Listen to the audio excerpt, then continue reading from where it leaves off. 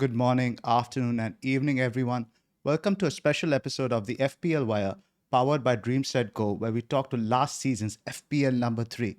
Welcome on, Brett. Glad to have you here. Hey Zoph, it's a pleasure to be here. Thanks for having me. How's it going? How are you feeling ahead of the new season? It's good. I'm looking forward to the new season. It's been fun being number 3, and even work colleagues and stuff who have no idea about FPL. When you say 3 out of 9 million, their eyebrows do go up. But I know that I was very lucky to achieve that rank, and what it's all about is getting consistently high ranks, which is something that I haven't really achieved. So I'm actually really looking forward to the challenge this season of hopefully backing it up. I'm glad to hear you say that you're looking forward to, because sometimes a lot of people after winning or doing so well the previous season, you're not as enthused for the next. Not the case here. Maybe if I'd finished first, but I finished third, so I've still got something else still left to achieve. Right. So we won't talk too much about a previous rank history and all that stuff, but I want our viewers to get some sort of context on what sort of FPL manager you are. So what's your background? What do you do, and how does that impact your FPL playing style? Yeah, sure. So I actually have worked in football in a number of different roles over the years. So I started as a journalist here in Australia, and then for a while I was actually a content creator, like you guys now, where I was running one blog about fantasy A-League, and running another website which was a sort of tactical analysis site like Zonal Marking, but for Australian football. And then after those, I started as a professional at one of the professional clubs here as an analyst. So doing stats and video to help the team win more. And later on, I worked at the Australian PFA as a researcher. So there's a lot there, and I've also studied a bit of economics and things like that. So I kind of look at the game in a number of different ways. But I would say that yeah, my time actually working inside a club is something that I think gives me a little bit of an advantage, or some insights just into how coaches think and players behave, and things like that, which applies to my decision making. Fantastic. With that background, are you more of an analytics driven manager? I think you mentioned about FPL review in your interview with Az. Yeah, I am. I'm, maybe hybrid manager is a term that I've heard, which probably applies to me, where I'd say that analytics, or the models would be a starting point for me. But I also believe that it's very valid to then adjust those numbers based on your own beliefs if they are well informed. So I don't necessarily think it's one or the other. But if you football's a very dynamic and complex game, and the models have to kind of apply the same rules, as sophisticated as those rules can be, to every player to produce a predicted score at the end. So if you think that there's for some reason you should treat one player or one situation or one team or one season different to others, or even just look at your team in a more strategic way in terms of how you want to manage your squad, then I think there's reasons like that you may want to not just blindly follow the model. But the model does look at a lot of games, which I simply don't have the time to do. It counts every single shot and action like that occurs. So yeah, to just completely ignore something like that, I don't think is the best way to play. So that's kind of how I'd describe it. You made a great thread, I think, a month or so earlier about the macro factors that might be different this season to last. Could you just give a quick summary of that for our viewers?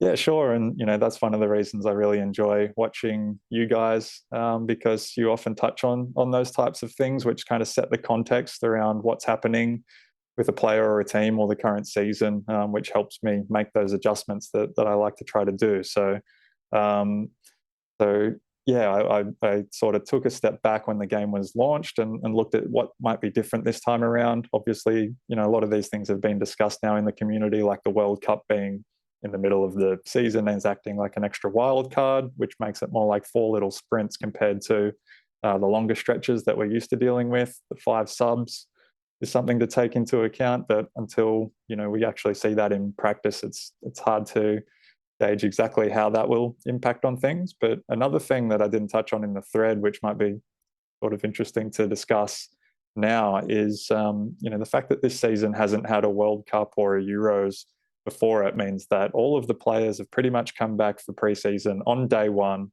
and a lot of the big teams, made their key signings early. So the teams are looking very prepared and settled coming into the season compared to other seasons. And I think, we often talk about not putting too much stake in what happens in preseason. And while you don't want to knee jerk to a player scoring a goal, for instance, although, I don't want to push that point too strongly, knowing what your draft looks like at the moment. But I think this preseason is a bit different, where teams that look like they're playing well and are in form, I do think we can read a fair bit into that, because I do think it is pretty indicative of how they're going to start the season. Fantastic. So we'll get your readings about yesterday's Community Shield, about your draft and the various teams going forward, but just after our sponsor plugs. DreamSetGo is India's first sports travel and experiences platform, offering a range of premium, end-to-end, authentic experiences across football, cricket, tennis, F1, rugby and golf, among others. From matchday hospitality to VIP stadium tours, from private meet and greets with athletes and legends to exclusive access to their training sessions, DreamSetGo curates the most fulfilling sports travel packages for fans like you. All data you see on the FPL Wire is taken from the Fantasy Football Scout members area. The new improved members area is now up and running, and the new comparison tool lets you compare key stats for up to 3 players. Player projections are also live, and as always, you can access the custom stats table we create or make one for yourself. Sign up for membership today using our affiliate link in the description below. Right. Let's get into it, Brett. What were your takeaways from yesterday's Community Shield? It was so good to see proper football back again. Very high quality game. Didn't feel like a preseason friendly. What are your takeaways from that? Yeah, for sure. Well, that's another one of those things. Having worked in a professional club, I know that players and coaches, hate to lose in any situation. So whether it's a preseason friendly or a training game, or even a game of table tennis before training, they hate losing. So regardless of the situation, I think this is a good example where players go out there and they want to prove themselves against their main rivals for the season ahead and get a psychological advantage. And so, yeah, I think it was played at a pretty good intensity, and the players were, feeling the stakes. So that's good for us, because the information, I think, is fairly useful and high value. Obviously, it was about the two strikers for each team, Haaland and Nunes. And yeah, I think the consensus is that, both of them played quite well, even though the storylines are a bit different there, with one getting 90 minutes, which was really promising for his prospects with Haaland, but not scoring the goal. Whereas Darwin, coming off the bench, but then scoring. What does that mean for his prospects in the team going forward? So some questions still to be answered, but a lot of food for thought. And yeah, I've been tinkering a little bit, but still not quite sure what to do with it yet. Yeah, I'm going to show the guys your draft a little bit later, but let's just get a talk first. Let's talk Liverpool. I'd guess Salah has been a lock for you. Let's not spend much time talking about that. Trent as well. But I think the third Liverpool spot yesterday has really gone up for debate. I personally have been on Diaz all of preseason because, I wanted the 8 million mobility. I thought he was underpriced with Mane, yada yada. But Robertson was so attacking yesterday in the box all the time. Nunes, talk to me about Nunes. What are your thoughts initially? Well, yeah, he looked good. He has looked good. So I can't say much against him, other than one of the things I raised in that macro thread that you mentioned earlier is that the low pricing this year means that the budget on our team is less of a constraint. But for these top teams, it's actually the 3-player rule that becomes more of a factor. And so for Liverpool, it's the only reason I would say not to go for Darwin necessarily is because that will lock you out of one of those other two options that you mentioned, Diaz or Robbo. And at the moment, I see both of them as a bit more reliable. for their minutes going forward, particularly Robbo.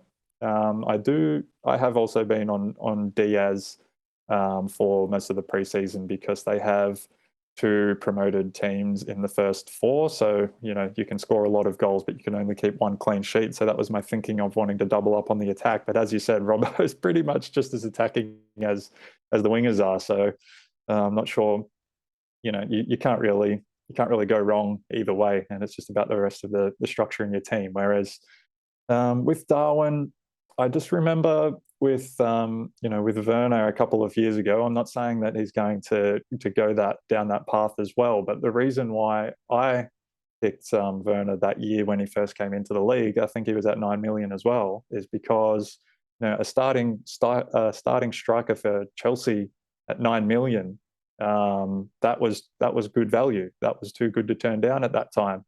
Whereas now with the pricing this year, you just don't need to go there and take that risk on a new player whose minutes are uncertain. Yes, he's looked good, but I'd like to see a little bit more when you can just get such sure things like Mason Mount or James Maddison, or Robbo or Diaz, who we've already seen for less in the other positions. I'm just not quite convinced of the logic on taking that risk when it's not necessary if you want a third Liverpool player, for instance. Does that make sense? Yes, completely. I think we are very similar managers in terms of X minutes risk. We usually, if there's a risk there, we tend to avoid that. But I'm trying to improve on that aspect of my game. And what lures me back into it always is Jota. The kind of chances, the kind of XG numbers he generated last season, if you can improve the finishing on that, I see Darwin's ceiling being very, very high every game. And my worry is, let's say Darwin does start versus Fulham and you're locked into someone like a Robertson. And when you do that, you're probably going to spread the funds around a bit. It's probably going to require you more than two transfers to, let's say, jump onto Nunes for game week 2 and stuff like that. So I'm a little bit wary of locking myself out of that third Liverpool slot. So that's where my head is at, because the thing is, bandwagons early season, they're more for the attackers, right? Even if Robbo gets a 12, 15, something like that, it's not someone I'd really rush to buy, because that would feel less sustainable than a haul from a striker. If I see now Nunes start and brace or maybe even hat trick against Fulham, I don't know if you watched our promoted teams episode, they're a very open team. So we can possibly see 3 to 4 goals there. And personally, I can't understand what more he would need to do in that 30 40 minutes performance, right? Because ultimately Jota is injured, he's out for a bit. Firmino is not really someone who's really in the first 11 anymore. He's become more of a squad player. So it's just that don't want to be locked out of that option. Yeah, I mean, it's pretty convincing. I just think that the door swings both ways, though, where Yes. if you go down that path and then, Firmino starts and Klopp just decides he still wants to ease him in or use his impact off the bench to start with, you could have the whole pack just clocking up those pretty much guaranteed points with Robbo and Diaz, and you're 2 moves away from retreating back to one of those because you've got to clear Darwin out to clear up the third Liverpool spot first and then move those in. So, yeah, I'm still not sure. Yeah, I'm glad it happened though. It's given a bit of variety now to the template that's so Mm. strong. It's going to separate the risk takers from the more dullard guys like us. But what were your thoughts on Diaz in general? It seemed to be he was very aggressive with the ball, good in possession, but that end product seemed to be lacking a little bit. I was a bit put off yesterday.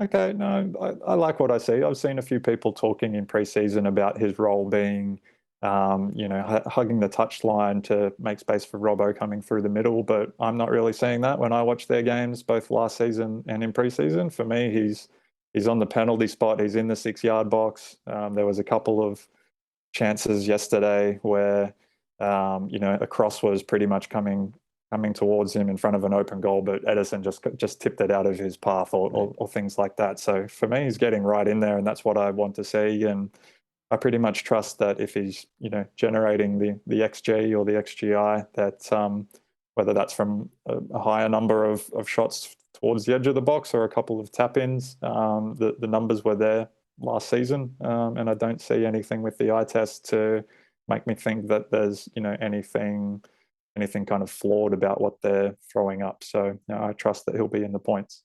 Fair enough. So where would you rank the third Liverpool spot? Robertson, Diaz, Darwin. Yeah, I'd have Darwin third, and then the other two, it's really a toss up. I'm on Diaz at the moment because I like that attacking double up, as I said, but I could be convinced that Robertson will be in there with the goals and assists. Looking at his positioning against Manchester City yesterday, I could imagine that against Fulham and Bournemouth, he'll be enjoying plenty of time in the opposition box.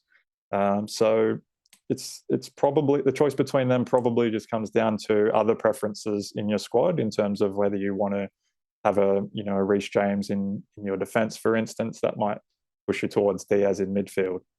If I could have the combination of Mount and Robbo as opposed to James and Diaz, I would prefer that, but I think that's the extra price to do that. So at the moment, I'm with the Diaz and James combination, but as I said, you really can't go wrong. Just get 3 Liverpool, and I think you'll be doing well.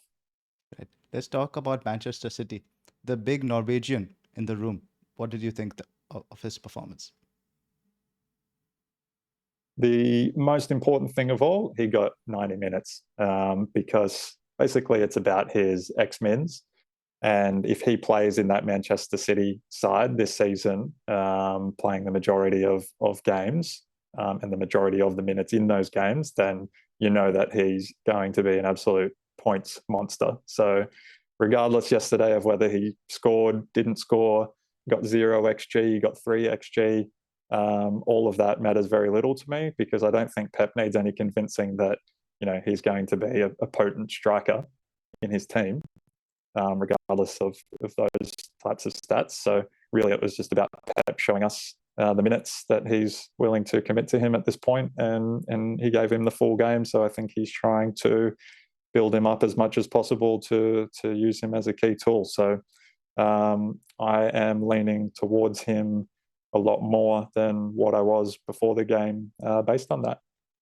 I agree with you. And to me, what I think is City are a bit of a wounded animal now. They didn't collect their runner-up medals, and they don't like losing to Liverpool. And Haaland would not have liked to see Nunes having those celebrations while he was missing sitters. So I think that will give them the kick up the ass they needed against West Ham. And it's that second fixture, right? Against Bournemouth. I read some comments from Parker today that he says Bournemouth are a bit short of fitness. So take a brave man to go without Haaland in game week 2. What about De Bruyne? What did you think? I thought he was very advanced in that first half. I think he's been playing that role actually since partway through last season. So when City press, De Bruyne comes up with the striker, whether that's been a Foden or whoever in that role previously, or with Haaland yesterday, pretty much comes up like a front two, which helps take the pressure off Haaland.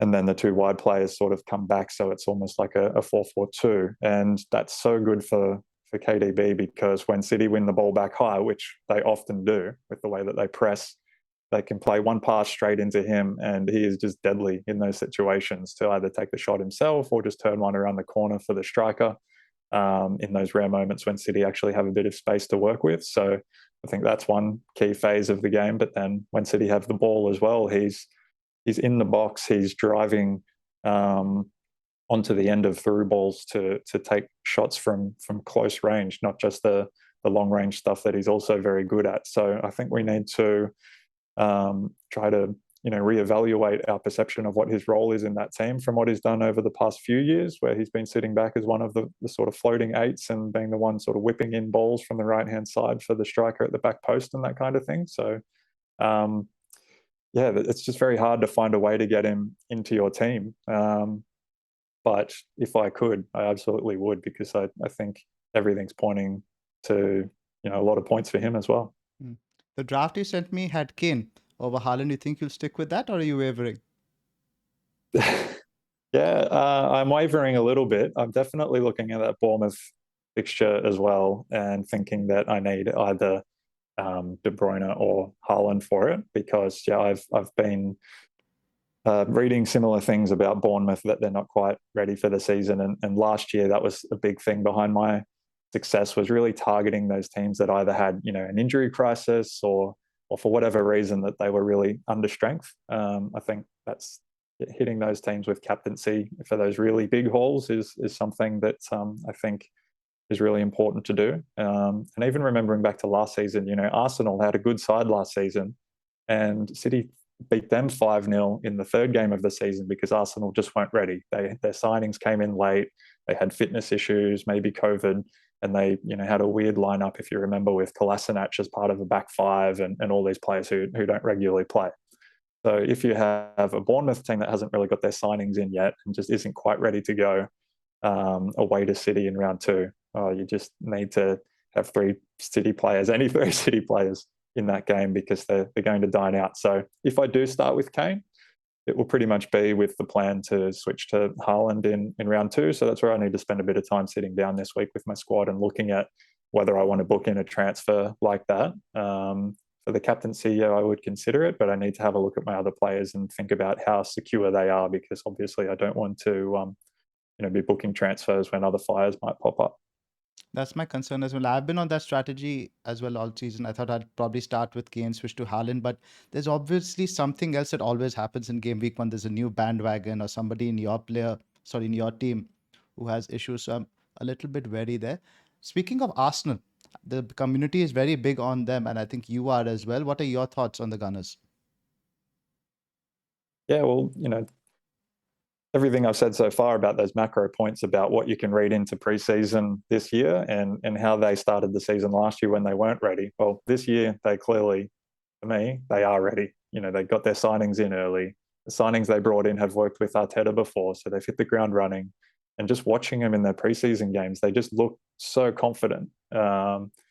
Against Chelsea, that result may have been a bit of an outlier because you don't know whether, Chelsea prepared properly for that game, and in pre-season that kind of thing does happen. And I've been there and been through that as well. So that's where you do need to be a little bit careful. But looking at Arsenal's pre-season, in every game they've played against all opposition, they've been just looking very, very slick, very much in sync with each other already, pulling out the back heels and the nutmegs.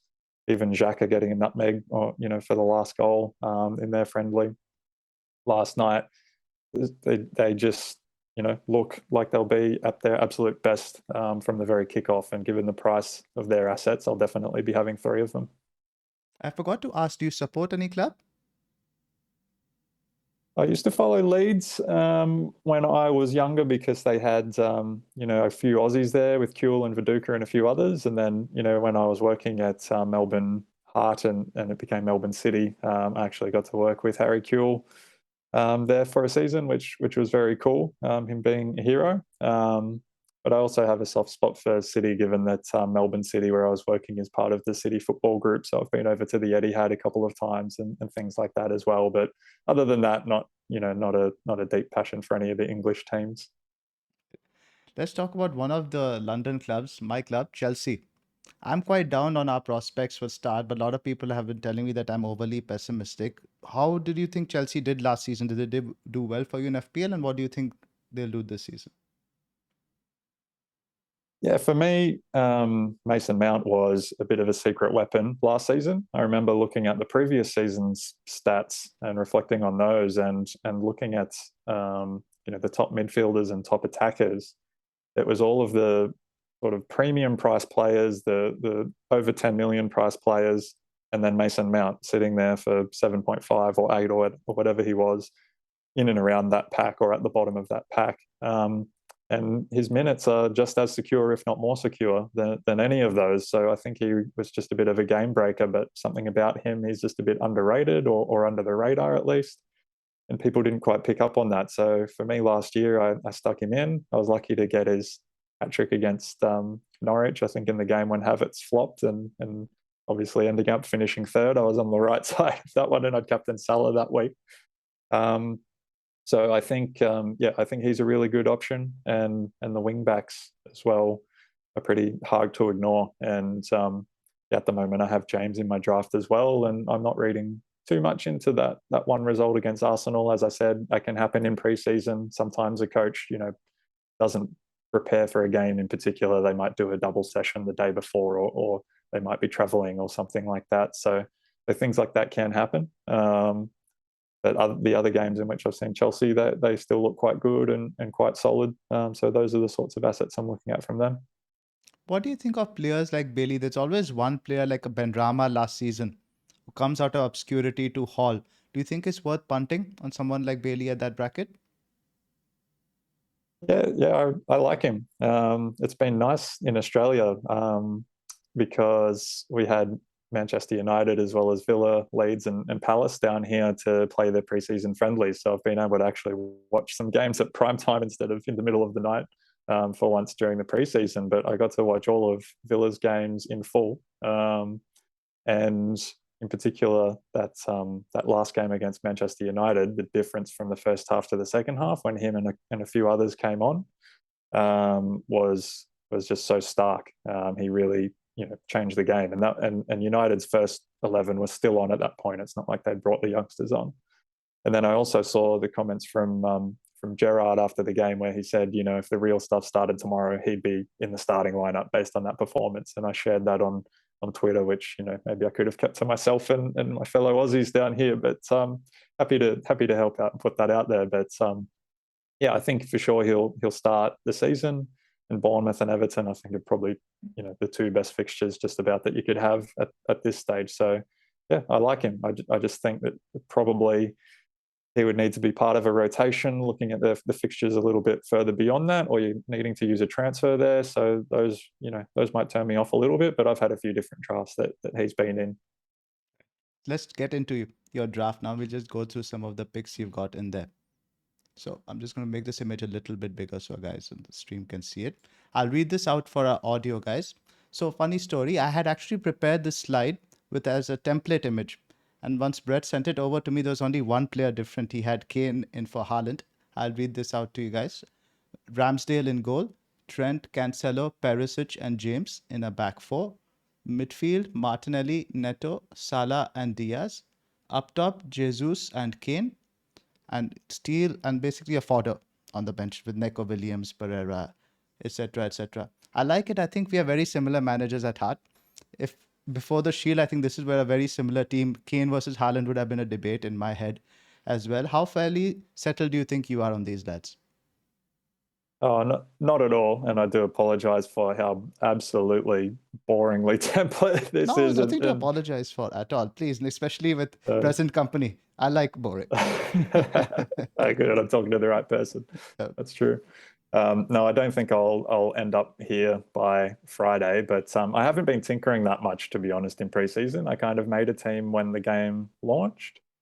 And then a couple of weeks later, I had another look, and pretty much the way I approach the preseason is just sort of have a few checks, just so I can kind of see what fits within the budget, so I know as I'm taking on more information what the key decisions will be. Because if the budget was so tight that I really need to be learning a lot about Brentford's defenders or something like that, then I'll invest more time in that. But with the pricing this year and the first few drafts, I could see that it's pretty much all about choosing between players on the big five teams that have the best fixtures to start the season as well. So, but other than that, I haven't really given this a lot of thought yet. I will this week, and after FPL Review launches its premium model, then that will contribute a little bit as well.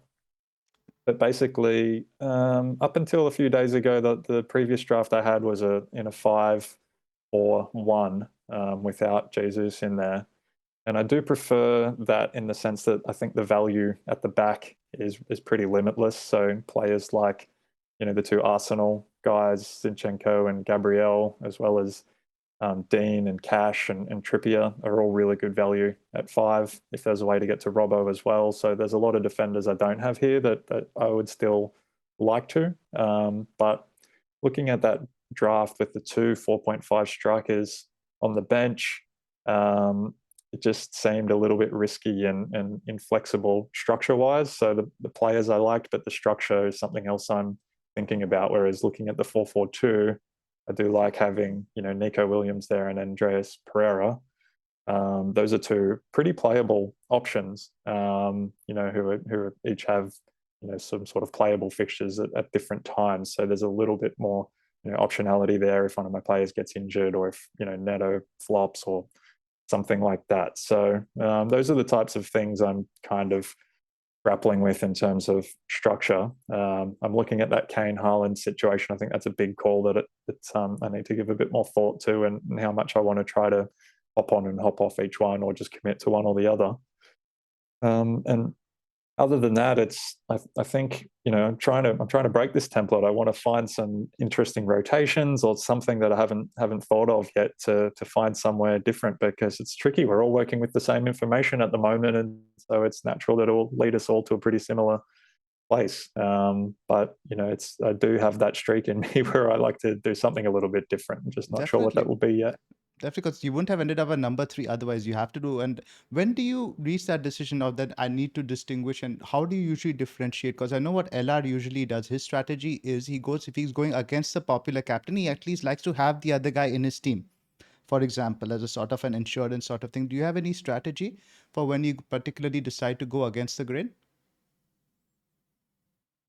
Yeah, look, I have to say that in the past, in some past seasons, I haven't got that balance right, and I've been, too stubbornly going against the obvious picks, and then that's hurt me over time. And then I've started, playing on tilt and kind of, just lost my rank from there, and things like that. So I'm trying to really, reflect on what worked well for me last season and stick with that. And it was more just trusting picks rather than thinking about what the template is or isn't. So, I know I just said that I'm looking for a way to break this and find something different. But ultimately, if I come full circle again and feel like these are the best set of players, then that are going to score the most points, then I won't worry too much about that. And I know other opportunities will come down the track, and I'll try and press that advantage when I spot something emerging, maybe, a bit quicker than somebody else, or, just hope that those picks like Darwin, which I, again, think is a perfectly good pick, because there's probably about 20 players that you can't find any fault with. It's just which combination you want. Just hope that some of those sort of run into a few problems so I can stay a transfer ahead. Talk to me about Perisic. For us X minutes guys, I don't know what to read into Conte's comments, because you rightly said as it's a fitness thing. How else is he going to build fitness if he doesn't play? How confident are you? Yeah, that is a really good example of something, again, with working in a football club. You kind of see the difference between a player who's fit and properly match fit, and then at their peak. And so if a player's coming back from injury, that's not somebody that I would want to bring into my FPL team. When I say that, I mean, I think we're during the season, and some, key players been out with an ankle problem or whatever, and you can see that the manager's trying to rush them back. I'd probably want to give them a few games before I would go there in case that injury recurs. But in this case with Perisic, it seems like the injury is long behind him, and he's just a few weeks behind his teammates in trying to build that match fitness into the season. So I'm putting myself in Conte's shoes and thinking, this is going to be a key weapon for me this year. Do I want to hold him back and just keep him training, where I'm going to get into these key games against Chelsea round 2, into the Champions League after round 6, where he's still underdone and fit enough to play, but not really sort of hitting his straps? Or do I want to use a game like Southampton at home to continue to build him up? And so that's my opinion with regards to him in round 1, that's what Conte will do. Maybe he doesn't play the full 90. As long as he gets past 60, that's probably a good thing if these wing backs come off a little bit early sometimes, because they might bank an extra clean sheet or two that way. And for me, he's someone where the way Conte uses his wing backs, looking back to his record in Italy, the ceiling is just too high for me to ignore. So even if the first couple of weeks of Perisic are a bit bumpy, I know that he's somebody who I'm going to want in game week 3 or 4 anyway. So this is actually an example of kind of saving myself a transfer, not booking one, like we were talking about with the big hitters before. So speaking of booking transfers, have you any tentative plan for your wildcard? Yeah, I'm probably looking at around that international break going into game week 9, which is a little bit later than some people have said. And my thinking is that pretty much because the transfer window doesn't even close till around game week 5. So I want to see what happens there, and then any new players that come in, I want a few more weeks to see what kind of an impact they have on their teams in its performance or whatever. I want that little bit of extra information first, as well as seeing how the managers of the Champions League sides in particular handle the rotation once that competition starts after game week 6. I wouldn't want to be wildcarding around game week 6, having no idea how Conte is going to, start substituting his wing backs at half time, or whether Haaland is preferred in the Champions League and not used as much in the Premier League or whatever. It's too hard to predict. So I think I want that bit of extra information. So I really don't think I'll go any earlier than game week 8 unless my team's reaches an emergency phase. What are you thinking? I'm thinking similar. There's a decent fixture swing as well right after game week 8 for Leicester, a lot of the promoted teams, and that's probably when I'll cycle out of the teams that are currently in the Champions League. I think there are good options for the teams that are outside, some good options from Leicester, Villa. I think a bunch of other teams. We'll have a look at that probably in one of our pods later. Honestly, I haven't thought too far because I have late riser in my ear all the time telling me we're going to wildcard game week 4, we're going to wildcard game week 5. So we'll just cross that bridge when we come to it. So who do you think are the locks in your team, and which spots do you think are still up for debate? Is Neto possibly a lock? No, Neto's one I'd say is more up for debate. Again, I can't fault him as an option. I think he's great value at that price. I may want to, reshape things and drop him down to the Silva or Bailey, for instance. So that's what the only reason he would go, not because I have any problems with him. Perisic, Cancelo, and Trent are all in for sure. So James is the one at the back that I would consider, dropping down to one of those 5s or moving up to Robbo if I reshuffled things. Salah, Martinelli are in for sure, and yeah, as I said, Jesus wasn't in until recently because I sort of preferred the 5 across the back and just the one big striker at the front. But I need to try to stay flexible and adaptable in my thinking, and just watching Arsenal's latest friendly, they just look in too good a form, and their fixtures are just too good, I think, to ignore him. So it's not a matter of being worried about EO or anything like that. I just think the crowd's going there because it's a good pick, and it makes sense for the same reasons to me. So yeah, he's probably going to stay in as well. If you shift Diaz around, because I was playing around with this myself, if you shift Diaz and James around, you probably need a 7 million mid in midfield, and that's sort of a price point I found a little bit awkward. I couldn't find anybody I really wanted in there. That's why I might go with this James Diaz combo. Do you have anybody in mind if you swap around Robertson there? Yeah, my previous draft, which I sort of just moved off, I had Grealish there, but yeah, I wouldn't advise anybody to go there with Mahrez or Grealish.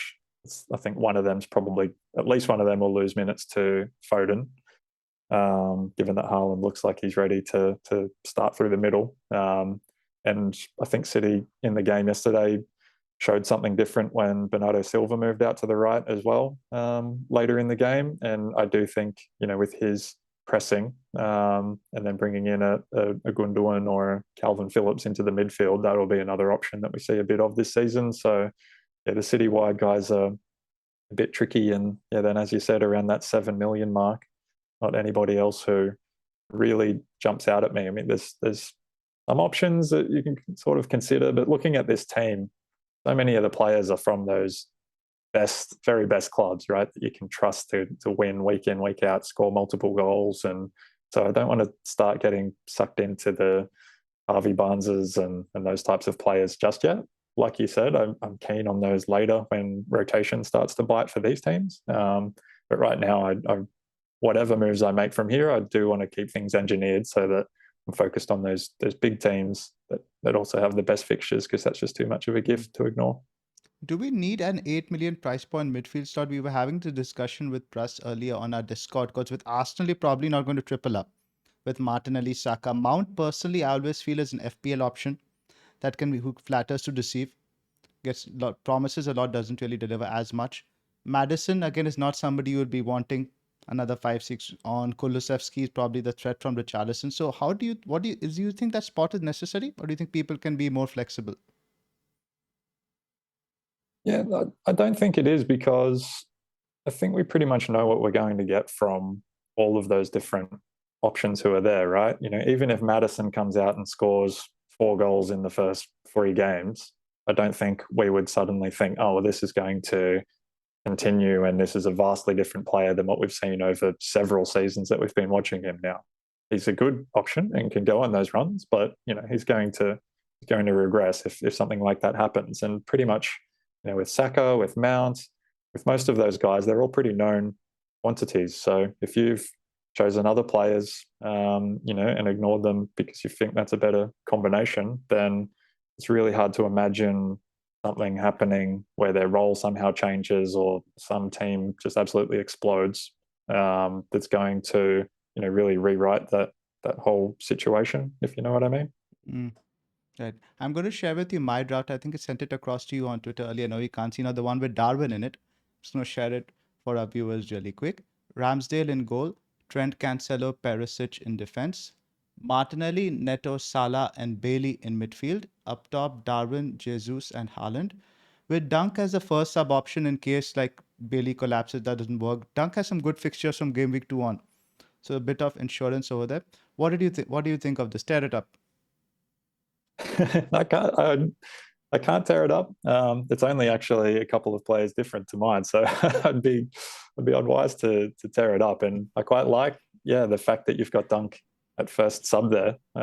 Gives you some extra backup if something happens to one of these starters that everybody is pretty much loaded up on. So I feel like that makes you a step ahead. And the fixtures for Brighton are great as well. So the rotation, could just be a little bit of an edge for you. So no problems with that. We talked about Darwin. I just think, personally, I think it's maybe a little bit, overthinking it to turn down Robbo or Diaz to go to him at this stage. Although it could, I do understand the pick. I think it's a good pick and it could work out. And Bailey, as I said, I saw him a fair bit, in preseason myself. He looks fit and ready. He said that, and the first 2 fixtures are as good as they get. So the only thing I can kind of throw back to you is, what would you do in about game week 2 or 3 when Bailey's fixtures turn? Is it pretty much bring Dunk in and then he's your first sub? Because Dunk has a bunch of good fixtures from game week, I think 5. And then you have Pereira, who has a few good fixtures, Nico Williams, who has a good fixture, sort of limp across the line, sort of till like about game week 8. And by then, you probably have somebody else, some budget enabler who emerges, you could probably move to then. But I really like the look of Bailey. And at 5 million, I always like punting on these lower budget players, because if the bandwagon happens for these guys, they're much likely to be bigger than the guys at 11.5 million because it's tougher to get to them. That's what I am. Yeah, that's true. That's true. And last season, one of my first early transfers was to bring in Ben Rama, and it was purely for that reason with him, for the increasing value that I thought I would get out of him. I didn't think he was necessarily a great pick, and what he was doing was sustainable, but it's not something that I pay attention to with my transfers all the time, team value and price changes. But when I saw that he was, potentially going to rise 4 times in a week or 2, as happens early in the season, I thought that was worth a transfer for a player, as long as it's not a bad player that you really don't want. So I totally understand that logic. I think that's valid as well. Fantastic, Brett. Let's wrap up. I know it's very late for you in Australia. Thank you for joining us. Any final words for our listeners? No, just, enjoy the season and looking forward to, interacting with the community more, now that I'm out there a bit more, and see you all throughout the season. But hope you guys keep up the good work as well. Fantastic. You guys can follow Brett at FPL Echidna. That's ECHIDNA on Twitter, and he'll also be joining our Discord. I'm going to be sending him an invite. He's going to be in there whether he likes it or not. We'll be seeing you around, Brett. Great. Thank you for joining us. Happy to. Thanks. Cheers.